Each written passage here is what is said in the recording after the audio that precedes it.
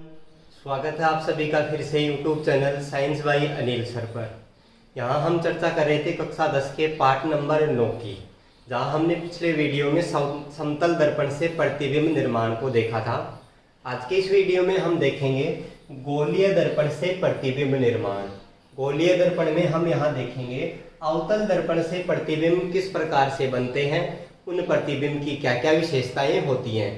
तो आइए देखते हैं अवतल दर्पण से प्रतिबिंब निर्माण। अवतल दर्पण है, इसका परावर्तक पृष्ठ गोलीय है, यानी ये किसी गोले को काट के बनाया जाता है। इस प्रकार से किसी गोले को काटा और ये ऐसा पृष्ठ हमारे सामने आया। इस पृष्ठ पे हम यहाँ बाहर की तरफ अगर पॉलिश कर दें, इस तरफ इस पे पॉलिश कर दी जाए, तो ये जो अंदर का भाग है ये परावर्तन का कार्य करता है। अर्थात ऐसे गोलीय दर्पण जिनका अंदर की ओर धंसा हुआ भाग परावर्तन का कार्य करता है, उन्हें अवतल दर्पण कहते हैं। इस दर्पण से संबंधित कुछ परिभाषाएं हैं, उनकी चर्चा कर लें। कि जैसे ये गोलीय दर्पण है, इसकी ये जो वर्ताकार सीमा रेखा है, ये वर्ताकार सीमा रेखा, इसका ये व्यास हो जाएगा यहाँ से यहाँ तक का। गोलीय दर्पण की वर्ताकार सीमा रेखा के व्यास को दर्पण का द्वारक कहते हैं। प्रतिबिंब निर्माण से पहले हम कुछ परिभाषाएं देखते हैं। द्वारक क्या होता है? गोलीय दर्पण की वर्ताकार सीमा रेखा के व्यास को द्वारक कहते हैं। अगली परिभाषा लें, ध्रुव। तो ये जो दर्पण है, इसका ये परावर्तक पृष्ठ है और इस परावर्तक पृष्ठ का केंद्र यहाँ सेंटर में होगा। दर्पण के परावर्तक पृष्ठ के केंद्र को ध्रुव कहा जाता है, इसे O से दर्शाया जाता है। दूसरी परिभाषा हो गई ध्रुव की। तीसरी परिभाषा लें, वक्रता केंद्र। दर्पण में वक्रता केंद्र क्या होता है? तो ये जो दर्पण है, किसी गोले को काट के बनाया जाता है। इस प्रकार से कोई गोला था, उस गोले को काट के ये दर्पण बनाया गया। तो उस गोले का जो केंद्र होगा, जिस गोले को काट के दर्पण बनाया गया है, उस गोले के केंद्र को दर्पण का वक्रता केंद्र कहते हैं और इसे C से दर्शाया जाता है। ये हो गया वक्रता केंद्र, जिसको C से दर्शाते हैं। यहाँ इसको हटा देते हैं। वक्रता केंद्र की परिभाषा हो गई। अगली बात ले, मुख्य अक्ष। अगली परिभाषा है मुख्य अक्ष क्या होती है? तो ये जो वक्रता केंद्र है और ये जो ध्रुव है, इन दोनों को मिलाने वाली एक रेखा खींचे, काल्पनिक रेखा, जो इन दोनों से होके गुजरेगी। इस रेखा को कहा जाता है मुख्य अक्ष। दर्पण के ध्रुव और वक्रता केंद्र को मिलाने वाली काल्पनिक रेखा को मुख्य अक्ष कहा जाता है। अगली परिभाषा लें, वक्रता त्रिज्या। वक्रता त्रिज्या। वक्रता त्रिज्या क्या होती है? तो यहाँ देखो, इसकी दो परिभाषा हो सकती है।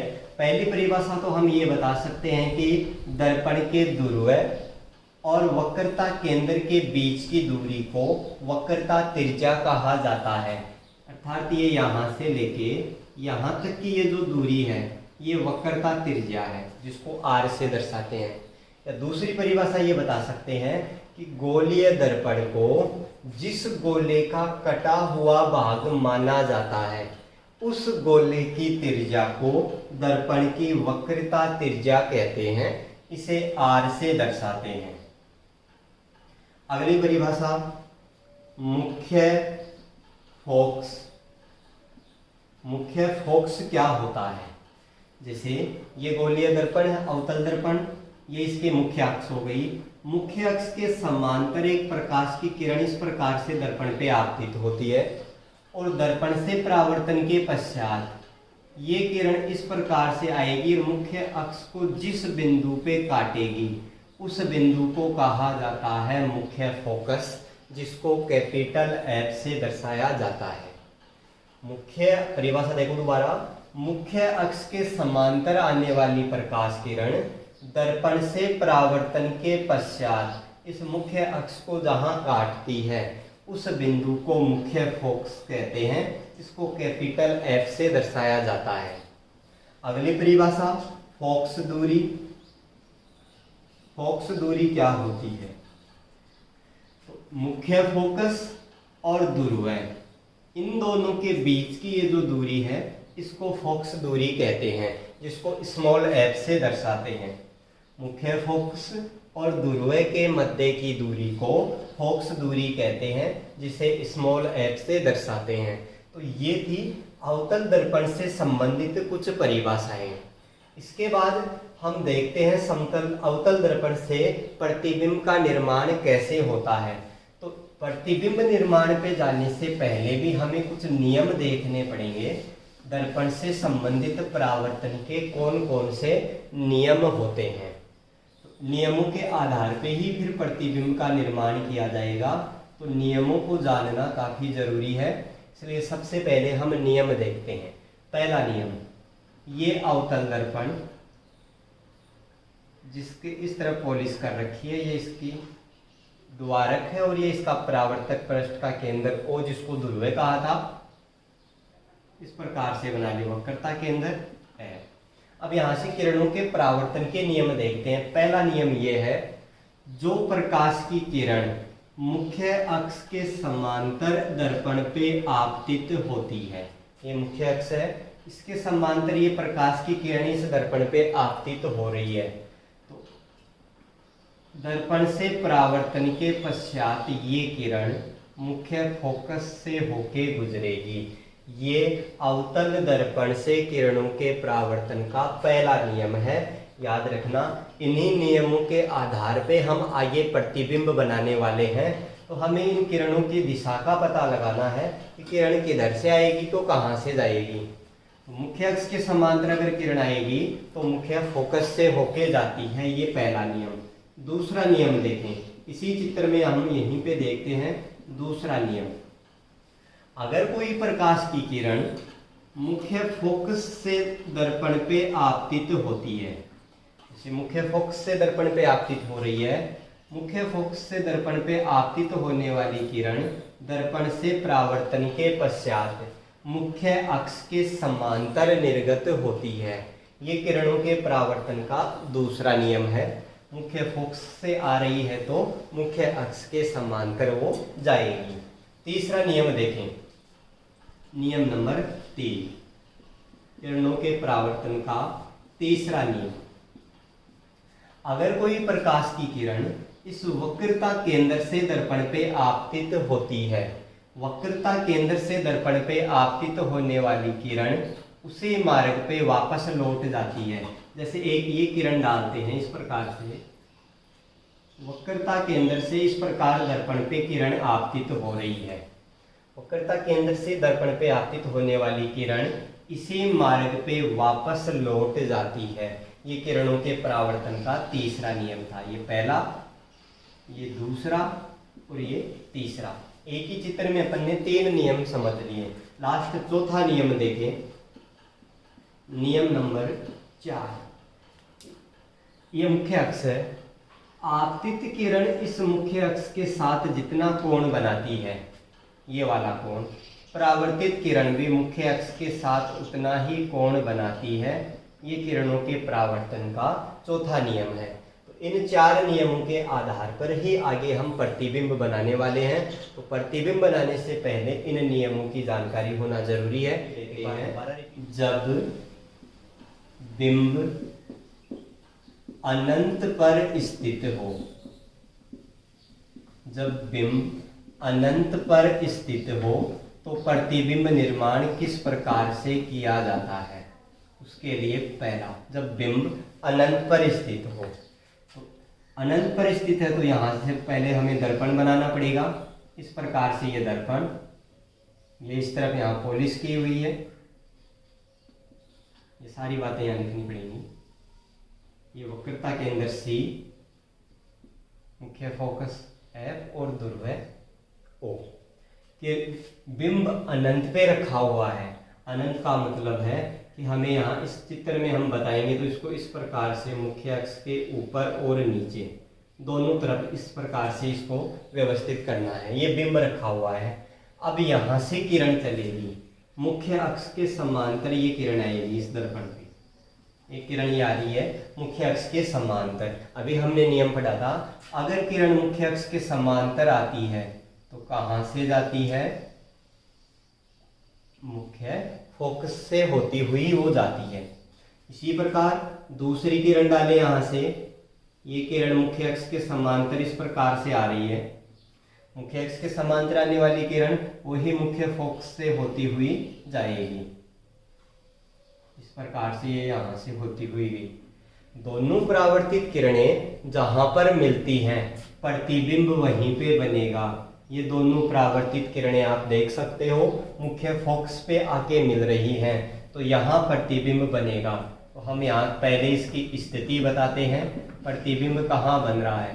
तो स्थिति हो गई मुख्य फोकस F पर बनता है। दूसरी बात प्रकृति। प्रकृति क्या होगी? अवतल दर्पण जो प्रतिबिंब बनाता है उन प्रतिबिंब को पर्दे पे प्राप्त किया जा सकता है। जिस प्रतिबिंब को पर्दे पे प्राप्त कर सकते हैं उन्हें वास्तविक प्रतिबिंब कहते हैं। तो ये जो प्रतिबिंब बनेगा यह वास्तविक होता है, अर्थात इसको पर्दे पे प्राप्त किया जा सकता है। और जो प्रतिबिंब वास्तविक होता है वह प्रतिबिंब हमेशा उल्टा होता है। तो ये प्रतिबिंब वास्तविक व उल्टा होगा। अगली बात करें इसकी साइज। साइज कितनी होगी? तो यहाँ आप देख सकते हो ये आपको कितना बड़ा नजर आ रहा है, बिंदु के साइज का ये नजर आ रहा है। तो इसका साइज हो गया बिंदु की साइज का, बिंदु के साइज का। ये हुए पहली स्थिति जब बिंब अनंत पर था तब प्रतिबिंब निर्माण। इसके बाद हम दूसरा देखते हैं, जब हम बिंब को अनंत और वक्रता केंद्र के मध्य रखें तो वह सी के मध्य स्थित है, तो उसके लिए हम प्रतिबिंब निर्माण देखें। इस प्रकार से दर्पण जिसपे पॉलिश कर रखी है, तो ये अवतल दर्पण हो गया।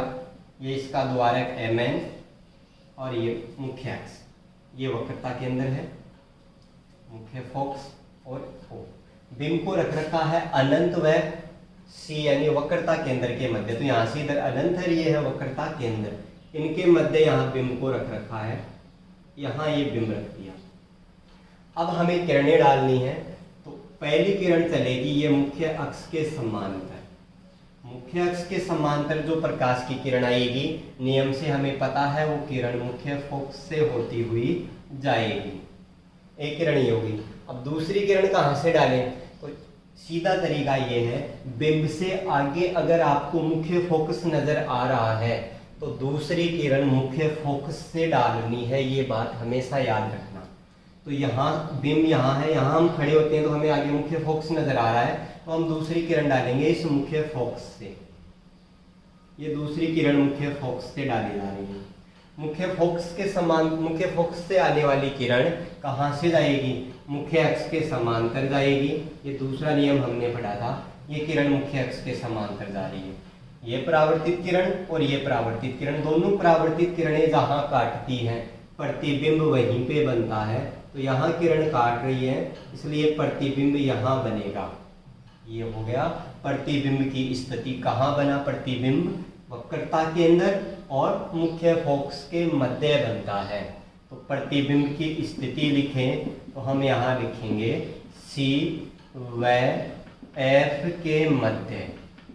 प्रतिबिंब C व F के मध्य बनता है। दूसरी बात करें इसकी प्रकृति, तो वो ही होगी प्रकृति वास्तविक व उल्टा। पर्दे पे प्राप्त किया जा सकता है अर्थात वास्तविक प्रतिबिंब, और जो प्रतिबिंब वास्तविक होता है वह उल्टा होता है। तीसरी बात साइज। साइज देखें तो यहाँ साइज, बिंब का साइज ये रहा, प्रतिबिंब का साइज ये रहा। यहाँ पता चल रहा है कि ये इससे छोटा है, तो साइज में लिखें बिंब से छोटा, बिंब से छोटा। ये हो गई दूसरी स्थिति जब बिंब अनंत और सी के मध्य स्थित है। अब तीसरी स्थिति की बात करें, बिंब को हम रखने वाले हैं वक्रता केंद्र पर, तो प्रतिबिंब कहाँ बनता है? बिंब वक्रता केंद्र पे स्थित है। तो इस प्रकार से हमें ये दर्पण बनाना है। उसके लिए किरण आरेख खींचने के लिए ये द्वारक, मुख्य अक्ष, जिसपे यहाँ वक्रता केंद्र, ये मुख्य फोकस और ये हो जाएगा ध्रुव। बिंब को रख रखा है मुख्य फोकस पर, ये सॉरी वक्रता केंद्र पे बिंब रखा हुआ है। एक किरण हुई मुख्य अक्ष के समांतर आएगी, मुख्य अक्ष के समांतर आने वाली किरण मुख्य फोकस से होती हुई जाती है। दूसरी किरण, जब बिंब पे आप खड़े हो वहां से अगर आपको आगे मुख्य फोकस नजर आ रहा है तो हमने बात की थी दूसरी किरण मुख्य फोकस से डालनी है। मुख्य फोकस से डाली जाने वाली किरण मुख्य अक्ष के समांतर निर्गत होती है। इस प्रकार से ये किरण आएगी और किरण यहाँ आके मिलेगी इस प्रकार से।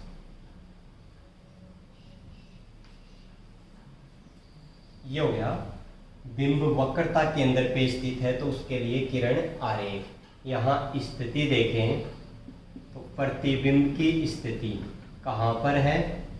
वक्रता केंद्र पर ही है, अर्थात सी पर, शॉर्ट में लिखें सी पर। प्रकृति वही है वास्तविक व उल्टा, वास्तविक व उल्टा। और साइज होगा बिंब के बराबर, बिंब के बराबर। प्रतिबिंब और बिंब दोनों की ऊंचाई बराबर होगी। तो ये तीसरी स्थिति थी, जब बिंब वक्रता केंद्र पे स्थित है तो प्रतिबिंब वक्रता केंद्र पर ही बनेगा, वास्तविक व उल्टा बनता है और उसका साइज है वो बिंब के बराबर होता है। चौथी स्थिति की बात करते हैं। सी व एफ के मध्य स्थित है, यह है चौथी स्थिति। इसमें प्रतिबिंब कहाँ बनेगा? उस प्रतिबिंब की प्रकृति क्या होगी तथा उसका साइज क्या होगा? इसके लिए देखें, ये सारा काम हमें करना होता है। बिंब को रखना है सी और एफ के मध्य, इन दोनों के मध्य यहाँ बिंब को रखेंगे। फिर यहाँ से किरण डालनी है, वही नियम से चलें। पहली किरण आएगी यहाँ मुख्य अक्ष के समांतर, मुख्य अक्ष के समांतर आने वाली किरण मुख्य फोकस से होती हुई जाएगी, ये परावर्तित हो गई। दूसरी किरण यहाँ से आगे मुख्य फोकस नजर आ रहा है तो दूसरी किरण डालेंगे मुख्य फोकस से। मुख्य फोकस से दर्पण पे आपतित होने वाली किरण मुख्य अक्ष के समांतर जाएगी। इस प्रकार से इस किरण को आगे बढ़ाएं तो ये यहाँ आगे मिलेंगी। ये किरण इसको यहाँ काटेगी, जहाँ किरण काटेगी, परावर्तित किरणें जहाँ काटती है वहीं प्रतिबिंब बनता है, तो प्रतिबिंब यहाँ बनेगा। यहाँ आप देख सकते हो प्रतिबिंब वक्रता केंद्र से आगे बन रहा है, तो इसकी स्थिति हो जाएगी सी से दूर। सी से दूर, सी यहाँ वक्रता केंद्र है, प्रतिबिंब वक्रता केंद्र से आगे बनता है, अर्थात वक्रता केंद्र से दूर बनता है। फिर इसकी प्रकृति में इसको आप पर्दे पे प्राप्त कर सकते हो, इसलिए ये कैसा है? वास्तविक है। जो वास्तविक होता है वो आपको पता है वो उल्टा होता है, तो प्रकृति हो गई वास्तविक व उल्टा। और तीसरी बात साइज, तो ये इस बिंब से बड़ा नजर आ रहा है, साइज में हो जाएगा बिंब से बड़ा, बिंब से बड़ा। ये चौथी स्थिति हो गई। फिर पांचवी स्थिति में देखते हैं, बिंब को हम रखने वाले हैं अब मुख्य फोकस एफ पर स्थित है। उसके लिए प्रतिबिंब निर्माण देखें। ये दर्पण बनाएंगे जिसमें बाहर की ओर उभरे हुए भाग पे पॉलिश करती, इसलिए ये अवतल दर्पण है। ये इसकी मुख्य अक्ष, द्वारक MN, वक्रता केंद्र C, मुख्य फोकस F। बिंब को रखना है मुख्य फोकस F पर। बिंब हमेशा इस मुख्य अक्ष के ऊपर रखा जाता है।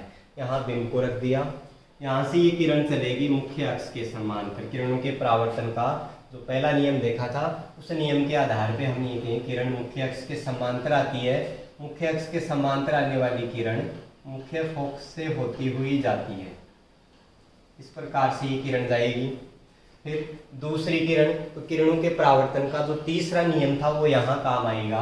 अगर किरण वक्रता केंद्र से दर्पण पे आपतित होती है तो वो उसी मार्ग पे वापस लौट जाती है। यहाँ से दूसरी किरण वक्रता केंद्र से डालनी है, थोड़ा दर्पण को आगे बढ़ाते हैं, ये दूसरी किरण डालेंगे, वक्रता केंद्र से इस प्रकार दर्पण पे आपतित हो रही है। तो वक्रता केंद्र से जो दर्पण पे आपतित होती है वो उसी मार्ग पे वापस लौट के आएगी और इस प्रकार से इस किरण को आगे निकालें तो दोनों के बीच की ये दूरी कम होती जाती है और ये किरण अनंत पर जाकर मिलती है, अनंत पे जाके मिलेंगी। इसलिए जब बिंब को मुख्य फोकस पे रख रखा है तो प्रतिबिंब कहाँ बनता है, उसकी स्थिति हो जाएगी अनंत पर, प्रतिबिंब अनंत पर बनता है। प्रतिबिंब की प्रकृति देखें, प्रकृति वही होगी वास्तविक व उल्टा। और साइज की बात करें, बिंब का साइज ये है, अगर ये प्रतिबिंब किरणें यहाँ पर मिलती तो भी प्रतिबिंब इतना बड़ा हो जाता, लेकिन किरणें तो आगे अनंत पे जाके मिलेंगी, इसलिए साइज में हम कह सकते हैं बिंब से बहुत बड़ा, बिंब से बहुत बड़ा प्रतिबिंब बनता है। ये थी पांचवी स्थिति जहां पे बिंब को जब मुख्य फोकस पे रखा जाता है तो प्रतिबिंब अनंत पे जाके बनता है और बिंब से बहुत अधिक बड़ा बनता है। ये 5 स्थितियां थी जिनमें अवतल दर्पण वास्तविक व उल्टा प्रतिबिंब बनाता है। अब एक लास्ट स्थिति की बात करेंगे, जब बिंब को F और O के मध्य रखा जाएगा तो उस प्रतिबिंब को पर्दे पे प्राप्त नहीं कर सकते, वो आभासी प्रतिबिंब होता है। तो छठी स्थिति में देखते हैं, जब बिंब F और O के मध्य स्थित है तो उसका किरण आरेख कैसे बनेगा। बिंब F व O के मध्य स्थित हो, इसके लिए किरण आरेख देखते हैं। ये दर्पण, ये इसका बिंदु है, मुख्य फोकस F और वक्रता केंद्र C। बिंब को इन दोनों के मध्य रख रखा है, यहाँ इस प्रकार से ये रखा है।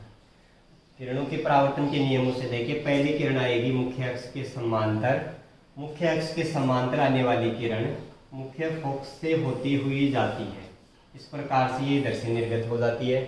दूसरी किरण अपन यहाँ डालेंगे, किरणों के परावर्तन का जो चौथा नियम देखा था उससे, आपतित किरण मुख्य अक्ष के साथ जितना कोण बनाती है, परावर्तित किरण भी मुख्य अक्ष के साथ उतना ही कोण बनाती है। ये कोण और ये कोण बराबर होते हैं। तो इधर आप देख सकते हो, हम इन किरणों को जब आगे बढ़ाएंगे तो इनके बीच की दूरी बढ़ती ही जाएगी, अर्थात ये किरणें इधर नहीं मिलेंगी। जब इन किरणों को पीछे की ओर बढ़ाया जाता है, इस प्रकार से जब किरणों को पीछे बढ़ाएं तो हमें ये एक बिंदु पर मिलती हुई प्रतीत होती हैं, इस प्रकार से। जैसे यहाँ ये किरणें पीछे बढ़ाने पे इस बिंदु पे जाके मिलती हैं तो यहाँ प्रतिबिंब बनेगा। इस रेखा को भी इधर आगे बढ़ाना पड़ेगा, यहाँ किरणें जाके मिलती हुई प्रतीत हो रही हैं, वास्तव में नहीं मिलती, केवल मिलती हुई प्रतीत हो रही है, इसलिए यहाँ पे ये प्रतिबिंब बना दिया। इसको हम पर्दे पे प्राप्त नहीं कर सकते। जिस प्रतिबिंब को पर्दे पे प्राप्त नहीं किया जा सकता वो प्रतिबिंब आभासी प्रतिबिंब होता है, और आभासी प्रतिबिंब हमेशा सीधा होता है। यहाँ इस बिंब में अपन यहाँ तीर ऊपर की तरफ रख रहे हैं, यहाँ इस प्रतिबिंब में भी हमने तीर ऊपर ही लगाया है, अर्थात प्रतिबिंब सीधा है। तो इसकी स्थिति लिखें, प्रतिबिंब कहाँ बन रहा है, स्थिति की बात करें तो ये दर्पण है, प्रतिबिंब दर्पण के आगे तो बन नहीं रहा, प्रतिबिंब दर्पण के पीछे बन रहा है। तो स्थिति में लिखा जाएगा दर्पण के पीछे। फिर बात करें उसकी प्रकृति क्या होगी, प्रकृति पर्दे पे प्राप्त नहीं होगा, पर्दे पे प्राप्त नहीं होगा कहने का मतलब प्रतिबिंब आभासी होगा, और जो प्रतिबिंब आभासी होता है वह हमेशा सीधा होता है। तीसरी बात इसकी साइज, तो साइज, बिंब की साइज ये है, प्रतिबिंब की साइज इससे बड़ी है, तो साइज में हो जाएगा बिंब से बड़ा,